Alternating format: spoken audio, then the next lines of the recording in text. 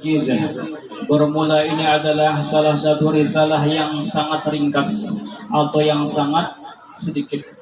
Allati tahwi fiha, yang terkandung di dalam risalah ini hikayatun, satu hikayat min hikayati wiladati nabiyina Muhammad sallallahu alaihi wasallam Habibur Rahman, yaitu hikayat daripada sekian banyak hikayat atau cerita tentang kelahiran Nabi kita Muhammad sallallahu alaihi wasallam, yaitu Habibur Rahman, yang bergelar kekasihnya Allah yang Maha Penyayang. Wa bi barakati hadhihi risalah, dengan berkah ini risalah, wa bi barakatin Nabi Muhammad sallallahu alaihi wasallam, dengan berkat Nabi Muhammad sallallahu alaihi wasallam, Allahul Mannan, semoga Allah Subhanahu wa taala yanzilu alaina rahmah bil ghufran, menurunkan atas kita rahmatnya dan keampunannya, wa yughashina bina ridwan, dan meliputi kita semuanya dengan ridhonya, wa yujiruna min kaidi syaitan wan niran, dan Allah lindungi kita daripada segala tipu daya syaitan dan api neraka, wa ya'asimuna min syarri insi wal jan, dan Allah jaga kita, pelihara kita daripada segala kejahatan manusia dan jin, wa yutahhiru qulubuna min al-adran, dan Allah bersihkan hati kita daripada segala kotoran-kotoran hati dengan berkat membacanya kita daripada hikayat daripada Nabi kita Muhammad sallallahu alaihi wasallam.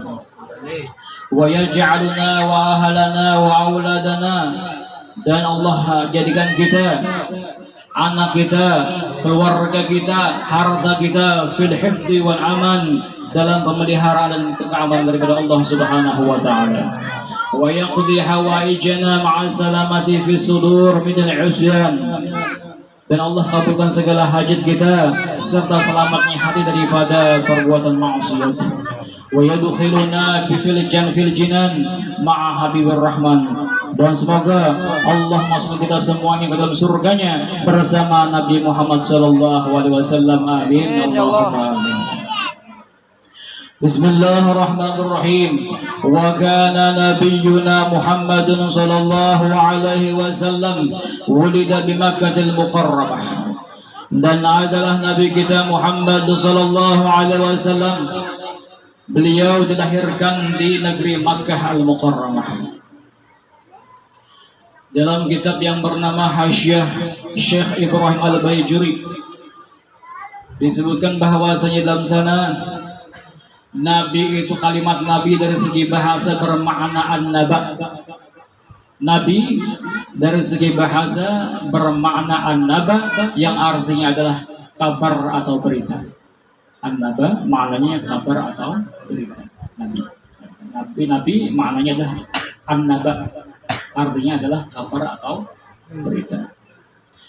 Dan dari segi istilah, Nabi itu bermakna insanun uhiya ilaihi bi syar'in yu'malu bih wa illam yu'mar bi tablighi, yaitu seorang manusia yang diwahyukan kepadanya dengan satu syariat agar diamalkan dengan syariat tersebut, wa illam yu'mar bi tablighi, namun tidak disuruh untuk menyampaikan kepada yang lain. Ini seorang nabi, jadi untuk pribadi, tidak untuk disampaikan.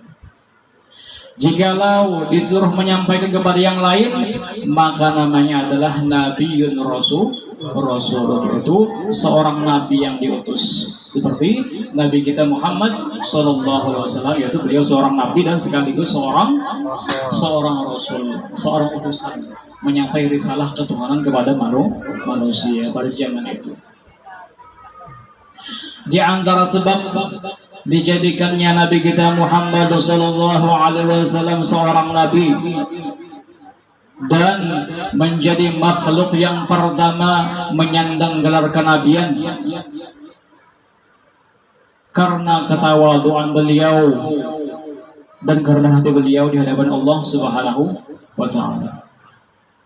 Sebagaimana tertera dalam kitab yang bernama Khasaisul Kubra, karya daripada Syekh Abdurrahman As-Suyuti rahimahullahu taala, manakala Allah Subhanahu wa taala menjadikan nur Muhammad sallallahu alaihi wasallam dan menjadikan nur-nur yang lain daripada nur Muhammad sallallahu alaihi wasallam, Allah Subhanahu wa taala berkata kepada semua nur tersebut, saya ciptakan nur Muhammad, nur yang lain, berkumpul semua nur-nur, semua nur berkumpul.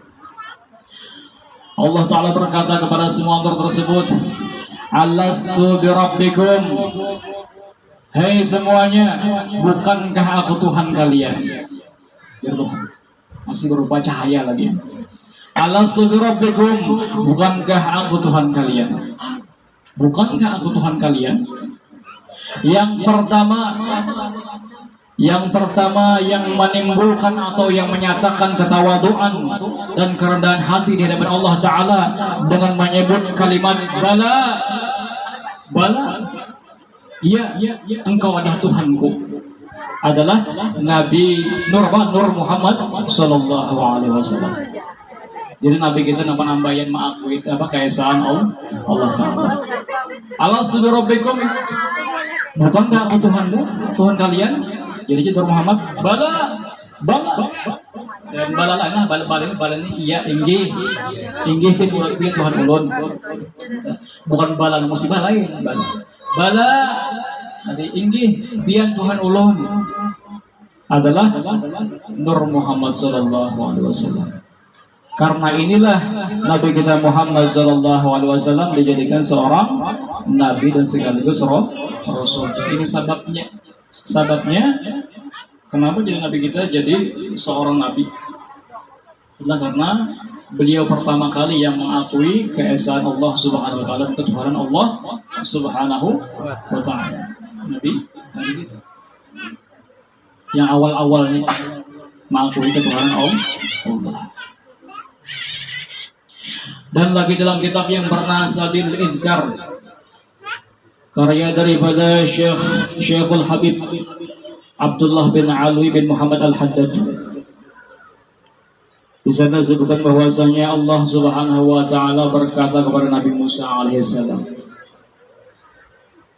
kata Allah Subhanahu wa taala, ya Musa, inni nadhartu fi qulubi ibadi, sesungguhnya telah aku pandang, aku lihat, aku terawang ke dalam hati-hati hamba-hambaku, ke dalam hati para hambaku, ya Allah, falam ajid qalban ashadda tawadu'an min qalbik, tidak aku temui satu hati pun yang lebih tawaduk daripada hatimu wahai Musa.